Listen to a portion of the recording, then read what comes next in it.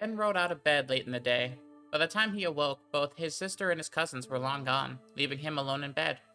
He stumbled out of the room downstairs to see his grandpa and gruncle outside by the rust bucket cooking something. And from the smell of it, it wasn't something good. Even Stan was gagging. "Geez, plumber boy, is that octopus and goat cheese? What the heck is the matter with you?" He heard Stan's deep rumbling voice ask. "Well, you're welcome to help if you think my cooking could use some work," Max replied. "You know, pick up a spatula." "So, when's lunch ready?" Stan asked after a moment of silence.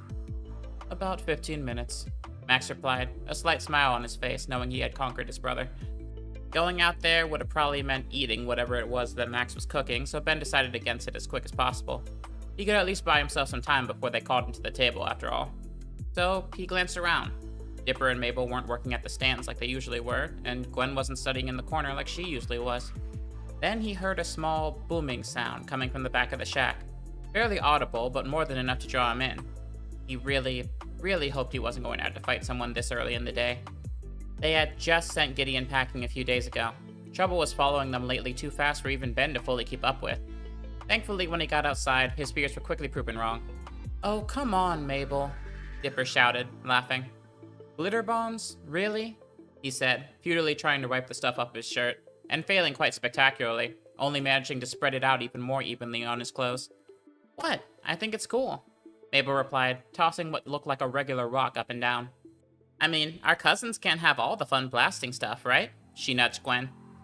"It's a lot less fun than you would think." "Oh!" Gwen grunted, as a bomb she was examining exploded into the air, coating her body. "Mabel, you really need to check the stability of these things." "Ah, yes, because stability is what glitter's known for," Wendy said, rolling one of the bombs around in her palm with a mischievous grin. "You guys take yourselves way too seriously. You're superheroes. You gotta have some fun with it. Right?" She nudged Dipper, who seemed to almost blush on contact. Great, so that's still going on, Ben thought, coming down the stairs. Dipper turned to look at Ben, only for Wendy to smack the bomb on him the second he looked away, with it detonating, spreading across both of them, coating them in the sparkly substance. Dipper smiled, pretending to gag from the powder in the air, as Wendy put her arm around his neck and ruffled his hair. "If you're gonna be fighting bad guys, you gotta be more prepared, dude," she smirked. "Who knows when the next alien invasion's gonna show up, armed with glitter, the most dangerous weapon," she said exaggeratedly. Yeah, you're right. We won't stand a chance," Dipper laughed nervously. "Don't worry, you will as long as I'm here," Wendy replied, elbowing the boy. "Well, don't I feel left out?" Ben crossed his arms. "And I think I already fought the last alien invasion." "Really? 2 aliens is an invasion?" Wendy asked. "She's got you there, moron," Gwen replied, having successfully got some of the glitter off of her, if just barely. "Guess so," Ben admitted, as Wendy turned away from the others. "Well, I have to get ready to close up. Talked Stanny Boy into giving me a half day, so see y'all in a sec." She waved to the others as she ascended to the stairs. Okay, bye, Wendy," Dipper waved excitedly. "See you in a bit," he said, keeping the excited motion until she was just out of sight, when he dropped the tone, sweat pouring down his face. "Dude, she's literally just going upstairs," Ben said next to him. Even in the corner of his eye, Ben could tell that Mabel was grinning from ear to ear.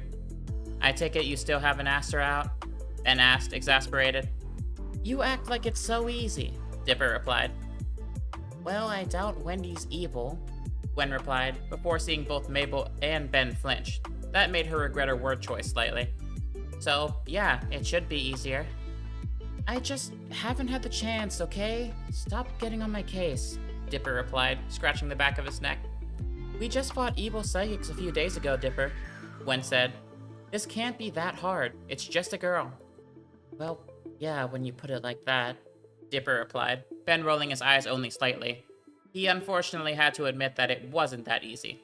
The brief moment he felt confused about Hope, Charmcaster, whatever she wanted to call herself, that was probably more freaky than anything he felt when he was fighting 6-6 or Crab. And those guys whooped the absolute crap out of him. "Whatever," Ben finally said. "So, what's the plan for today? Are we training or are we doing something fun for a change?"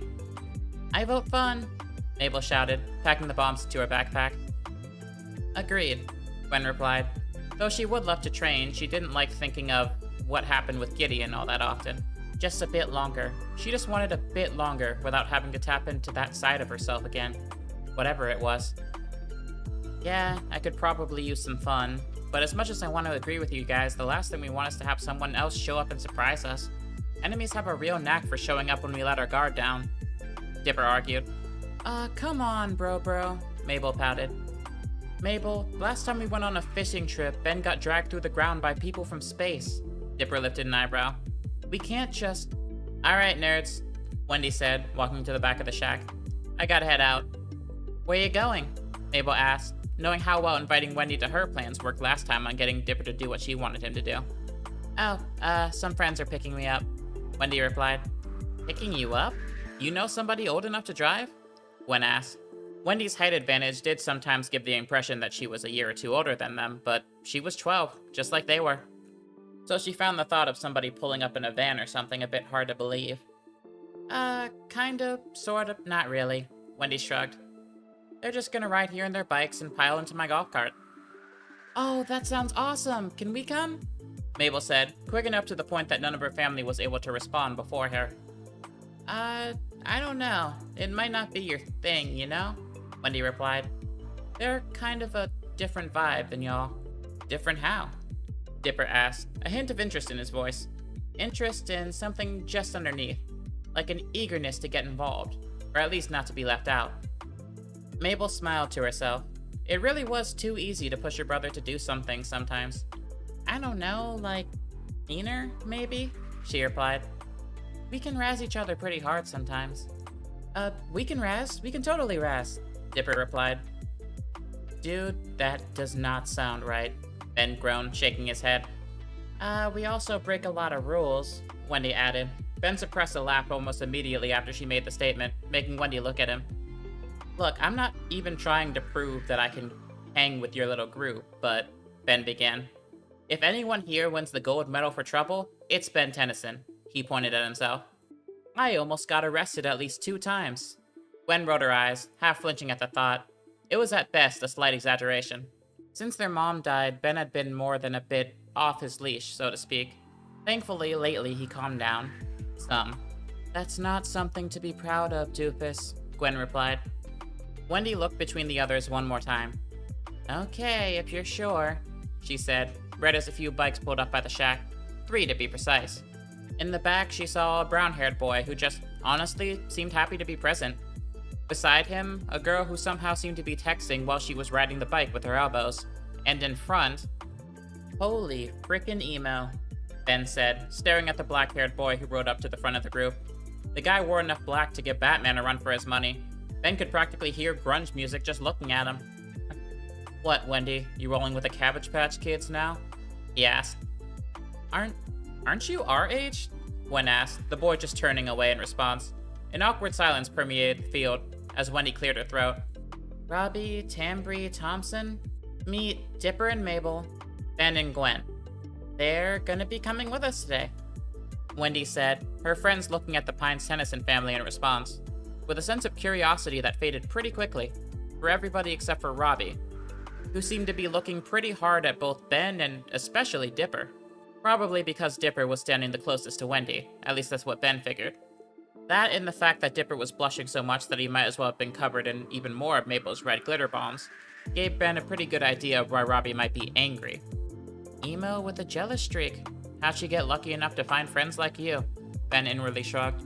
I'm gonna go get the cart. All of you, play nice, she pointed at her friends before walking away. Gwen cleared her throat. So, what do you guys do for fun? She asked, trying her best to ease the tension in the air. I spray paint. I did the water tower, Robbie replied plainly. Oh, you did the muffin? Dipper asked, clearly the wrong thing to say from Robbie's eye twitching. It's an explosion, Robbie replied. Dipper swallowed, ready to bark out an apology. Unfortunately for him, Ben's mouth was faster than his. Sure it is, buddy. I remember having a nuke like that with my orange juice the other day, he said flatly. Tambry and Thompson cracking a smile at the joke. Huh, that was actually kind of funny, Tambry said, a small chuckle escaping her lips. He totally got you, dude, Thompson said, before letting out a grunt as Robbie punched him in the arm. Gwen smiled tightly, pulling her brother to the side. Are you trying to get on this guy's hit list? She whispered. Kinda. I mean, you gotta admit, it's pretty easy. Ben replied, seeing Wendy return with her cart in the background. Ben, Gwen said, warningly. Fine, fine, I'll play nice. You better. Gwen warned, as they piled into the cart next to each other. It took them maybe 20 minutes to stop, with most of the family slowly gaining ground with Thompson and Tambry. But that was about it. Robbie was silent. He barely talked to anybody who wasn't in his friend group, especially anybody who wasn't Wendy. No matter how much the others tried to talk to him, Ben was the only one who wasn't really trying. He talked for maybe a minute, but Robbie was Robbie. Tambry barely talked to anybody, and Thompson, well, he was actually kind of chill, but he was more riding off the vibe of the group. Ben was just thankful when things finally came to a stop, outside of... Wait, is this a mall? Ben asked. Yeah, it looks like it, Gwen added, looking over to the side. It also looks completely abandoned, like it's half falling apart. Believe it or not, that's the idea, Wendy said, getting out of her seat and stretching. Nobody's around for miles. Which means nobody's here to tell us what to do, Robbie added. And a building that was condemned anyway. Well, if we happen to break something... Robbie smirked slyly, nudging Wendy, who grinned in response. She headed to the front door, pulling it, but to no response. The thing was locked tight. Did you guys not plan on how to get in here? Gwen asked. Of course not. Only a dork would overthink something like this, Robbie scoffed. Is he insulting me? Gwen asked. For not thinking we should be standing out here in the middle of nowhere? Kinda seems like it, Mabel said, still somehow cheerily. Yeah, I thought so, Gwen sighed. Robbie, on the other hand, had long since been ignoring them, muttering under his breath just loud enough for the others to hear. Screw it, I'm gonna go get a bat or something. Well, that kind of seems unnecessary, Dipper said, earning yet another ire-filled stare from Robbie. And how do you want to deal with it, Pines? The man in black said, crossing his arms, walking only a few inches away from Dipper's face. Go ahead, big guy. What's your plan? Let's follow your lead, he snarled. Right, yeah, of course, my lead. Dipper looked up at the building. The mall was big, at least 2 stories tall, its crusty exterior flowing out to the sides. It was easily the width of a football field. He had a hard time believing a place like this even opened in a sleepy little town. Unfortunately, the structure looked mostly intact, and no open windows, just a few small cracks. Tiny holes a couple of inches wide in the brick. Of course I have a plan, Dipper replied, grabbing Ben by the arm. We'll be right back. We will? Ben asked, feeling Dipper's grip tighten just hard enough to get his attention. Yep, we will, Ben confirmed, walking to the side of Dipper. The two of them walked away from the crowd at the front, disappearing behind the cobbled trash and vines pushing up out of the ground, between the unkempt bushes. So, are you gonna drop your grand plan on me or what? Ben asked. See up there? Dipper said, pointing out a hole in the wall where he could just barely see the inside of the building through.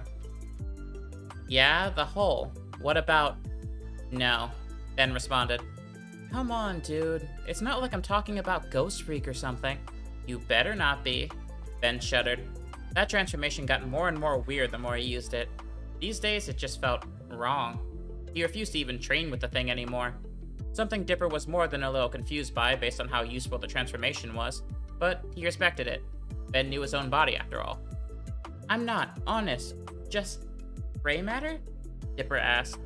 Ben was almost certain that Dipper was going to give him the puppy dog eyes in a minute. Ben wasn't exactly stingy when it came to his powers. Having some fun with powers was most of the reason to have them, but... For those guys, really? Ben asked. Or is this for a certain redhead? Hey man, you're the one always telling us to be more responsible, Ben shot back. So if you want me to use my alien superpowers to open a door, you're gonna have to admit why. That's my price. Dipper scratched at his head furiously, a scream building in his throat that almost took all of his effort to shut off. He considered finding a weak spot in the wall that he could maybe throw himself through, but admitting this to Ben and to himself was slightly less painful. Slightly. Fine, okay? I'm doing this because I want to impress Wendy. Are you happy? More happy than I was a minute ago. Ben elbowed his cousin. One transformation coming right up. He popped open the dial, slamming it down, erupting into a pillar of green light, only to seemingly disappear before Dipper's eyes.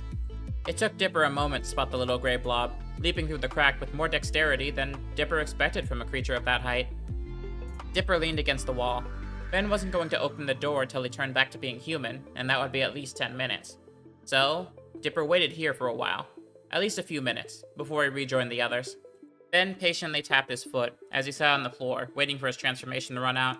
The good thing about gray matter was that he was smart enough to know down to the second how long he had left. 1 minute and 17 seconds. 1 minute and 15 seconds now until he would open the door to Dipper dancing around somebody with gray enough skin to be a zombie, for the privilege of maybe someday holding Wendy's hand. He was sick of romance, especially after the fiasco of the past few days, and definitely after what happened with... He paused, pushing the thought out of his mind, something catching his eye. He was honestly thankful for the distraction. His body bolted up, his vision not changing very much. Oh, darn it, he grunted. A form 1 inch tall didn't exactly help him gain a better perspective. Whatever he was looking at was there 1 second and gone the next. Thankfully, he was able to see its shadow, and from what he gathered, the thing looked to be upright, so it was probably just someone else who broke in, not a monster. It would be pretty interesting to take a peek, plus it would give him something better to do than watch his cousin floundering. Huh, I told you guys he couldn't do it. Ben heard Robbie scoff on the other side of the door. What, you lose thing 2 back there? Ben's opening the door for us right now, Dipper's voice replied. We figured you wouldn't want to get your hoodie dirty by climbing through where he had to get through. Dipper replied, trying to sound confident, but his voice came out shaky. Grow a spine, Pines. Ben sighed. 5 seconds. 4, 3, 2.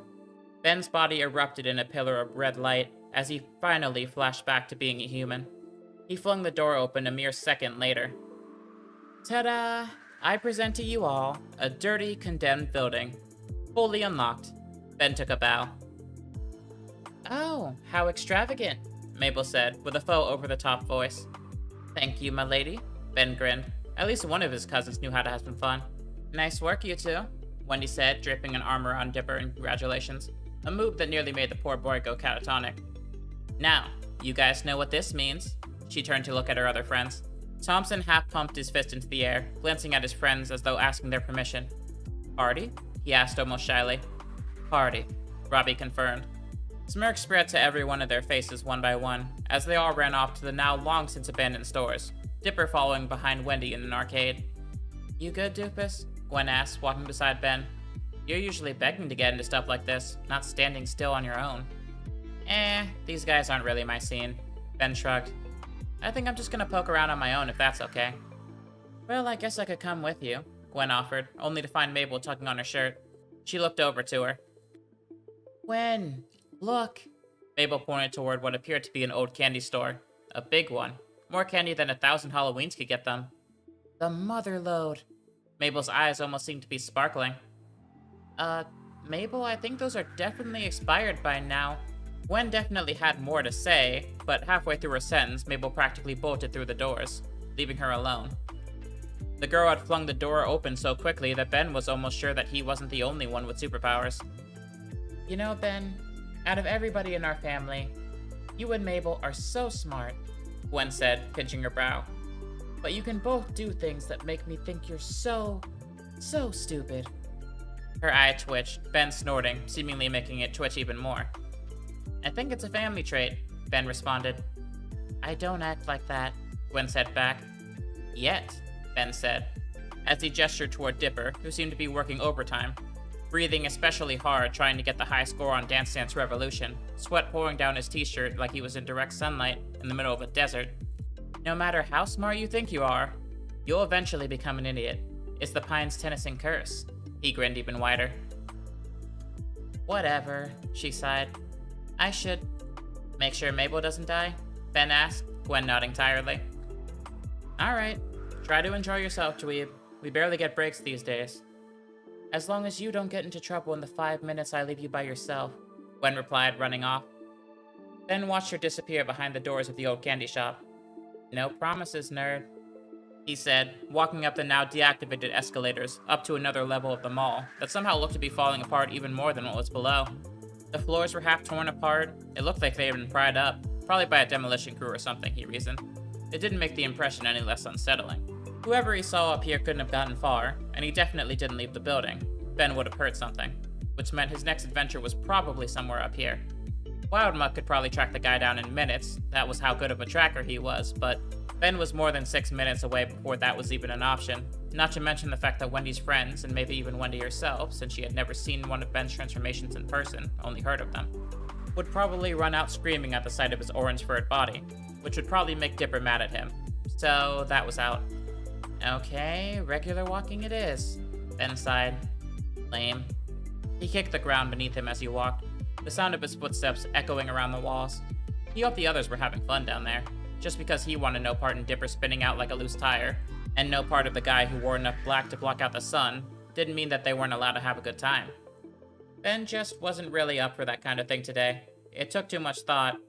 He knew he was just gonna have to be on his best behavior since Dipper was so stressed out by now.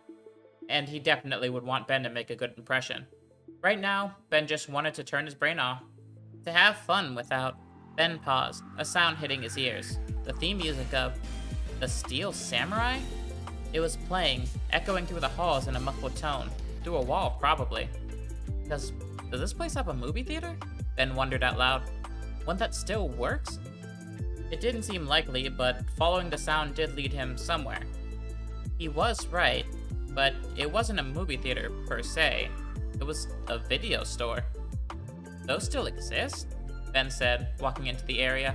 There were rows and rows of DVDs so dusted over he could almost mistake the area for one in the aftermath of a snowstorm. Heck, a snowstorm might have produced less white powder. Exist might be giving this place too much credit, Ben decided. This place shouldn't have even been standing, let alone playing sound. But the music he heard only got louder, and now there wasn't just music, playing loud enough to vibrate the dust up and down were the sound of clashes. Heck, they were over top enough to move Ben's heart around with their sound. He was now sure it was definitely Steel Samurai. He could even hear the over-the-top dialogue between each clash, and a laugh that definitely wasn't loud enough to be coming from a TV, which meant somebody was probably here. Ben glanced around the corner of the nearly empty shelves to see a ground littered in what had to be expired food from around the shop. And a black-haired kid shoveling food in his mouth, who seemed to be having the time of his life. Ben stepped forward to approach him, and the food cracked beneath his feet. Almost the second that sound happened, the boy leaped up from his seated position, throwing his fist in the air toward Ben, who barely managed to dodge. Whoa, relax, man, I'm not here to hurt you, Ben said, shakily. Yeah, right, the boy responded. And you just happened to wander into this place? Right into me? You're not exactly hiding, man, Ben shouted in response. The boy in front of him scoffed, kneeling to the ground, his fist becoming coated in the same marble substance that the ground was coated in. Ben's eyes widened. Holy crap, you're superhuman? He barely got the words out before another swing came his way. Oh, come on, you stupid watch, Ben muttered to himself, just as the watch flashed green. For once in his life, the thing was actually responding to him when he asked. If that wasn't a miracle, he didn't know what was. He slammed his watch down, a green glow enveloping him as he slowly morphed into the deep blue sheen of Diamond Head. No way, the boy muttered. That's gotta be at least 10th level tech. Whatever you say, man, Ben responded, grabbing the boy's fist and pulling him upwards, dangling him in the air. So, how about we start from the beginning? The boy, to Ben's surprise, smiled. Works for me. He reached his free hand out towards Ben. Name's Kevin. Kevin Leaven. Ben blinked in response. Ben Tennyson. Come on, Dipper, you got this, Wendy and her friend shouted, as Dipper slammed on the buttons.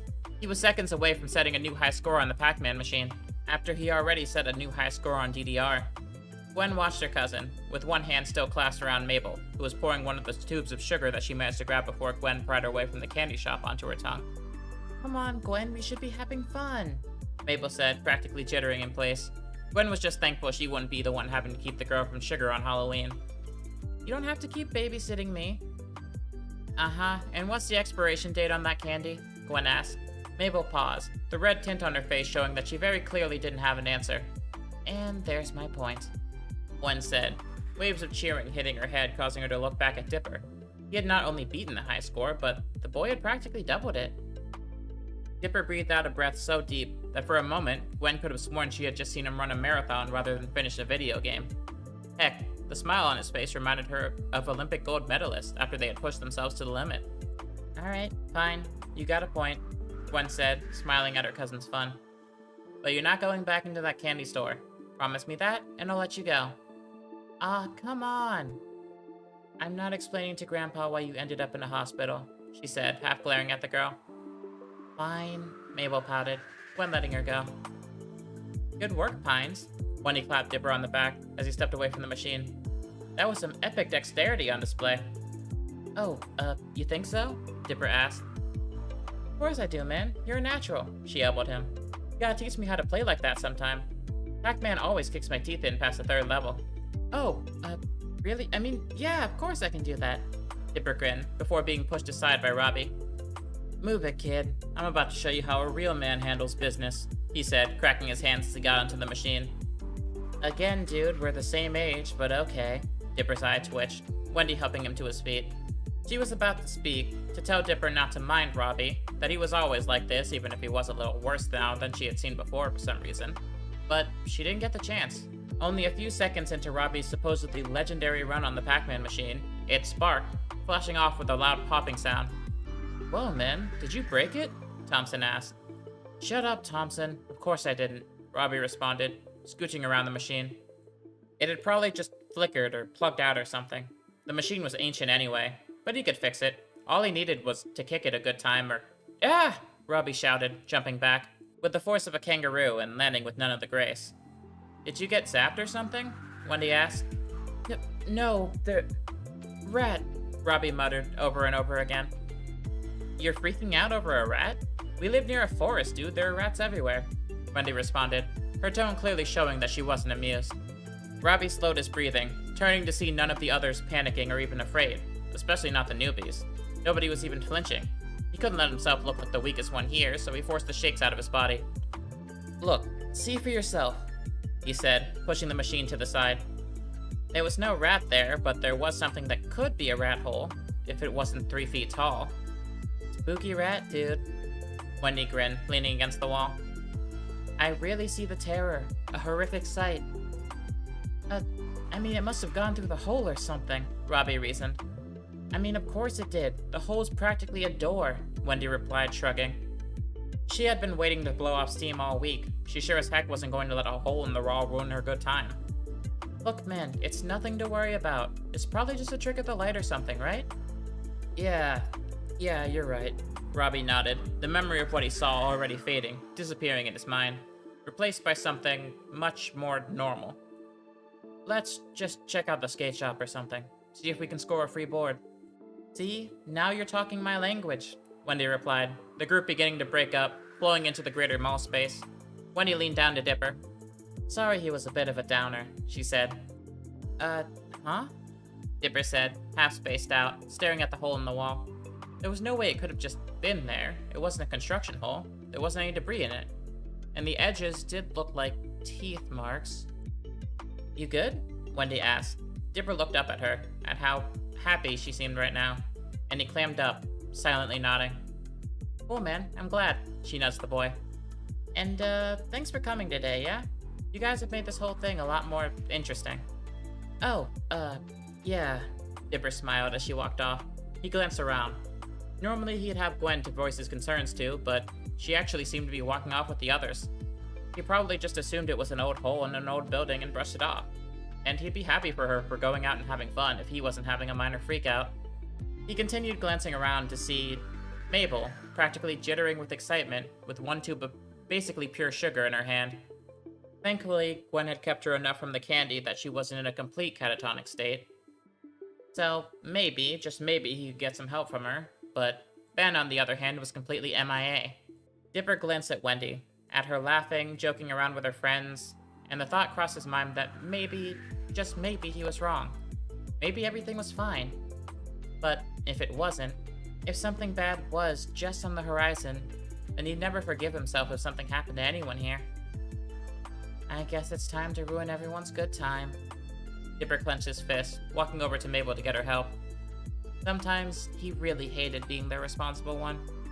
Whoa, sick, Ben said, watching Kevin coat himself in Diamond Head's crystal coating, giving him the strength to lift the cashier over his head. Ben's watch timed out, but he barely noticed. This wasn't the first time he met a guy with powers, sure, but this was the first guy to be upfront about them. And the first guy willing to have some fun with them. Kevin tossed the register to the side. Flattery will get you everywhere, Tennyson. He grinned, looking around the place. So, what brings you to my little abode? You live here? Ben asked. Kevin laughed, letting the diamond head surface slip off of him, turning his skin back to its normal color. I live wherever I want at the moment, but yeah, right now. Ben gave Kevin a look that made the boy roll his eyes. I'm not lost and I don't need help, so don't give me that crap. Ben stiffened. This guy had Ben's thoughts before he even said them. Impressive. Yeah, sorry. Ben stuttered out. Yeah, whatever. Kevin crossed his arms. I'm guessing you're here for a goof, yeah? Trying to have a good time? He said, raising an eyebrow. Yeah, guess I am, Ben said, after a moment of silence. Well, I have a few hours to kill, so want to see the old comic stand? Kevin asked, Ben nodding almost immediately as the two boys left. Kevin glanced back at Ben. That was incredible tech on his wrist, but he recognized at least one function on it, the DNA lock. That thing, whether Ben knew it or not, would be on his wrist until the day he crocked out. That was fine with Kevin. It wasn't plumber tech, even if it did have the logo. So it wasn't what he was looking for. But anyone with something that impressive on him was bound to be nearby to that kind of thing. Either because he finds it, or more likely because it finds him. So, sticking around this kid wasn't the worst idea in the world. In the shadows of the vents, the empty chambers of the walls, eyes watched, everyone, as Animo took notes in his journal. The hourglass, the pine tree, the shooting star, the lucky cat, all of them were here. 4 of 10 totems. He grinned to himself. Examining them before he handed them over would likely have some great scientific promise. People who were supposedly ordained by fate. But first thing was first. He would have to collect them first, which of course meant isolating them and getting rid of the others. He just had to make sure the pyramid came through with his end of the deal. Hey everybody, thanks for checking out this section of The Strongest Earth in the Multiverse. I'm sorry it took so long for this one to come out. I have been very, very busy. Despite the lack of action, this one took a ton of work to write, especially because I wanted to establish relationships with everyone for the series going forward. So I hope you enjoyed it. If you did, make sure to check out the other videos in the series, and check out the other series I have on my channel too. And if you like any of them, be sure to like the video and subscribe if you want to see more of this series or any other in the future. Right now I'm working on both the next Dragon Ball script and the next Wright and Murdoch script, so expect one of those in the near future. Until next time, I'm your captain, and it's been a pleasure to take you on another tour of the strongest Earth in the multiverse. Bye now!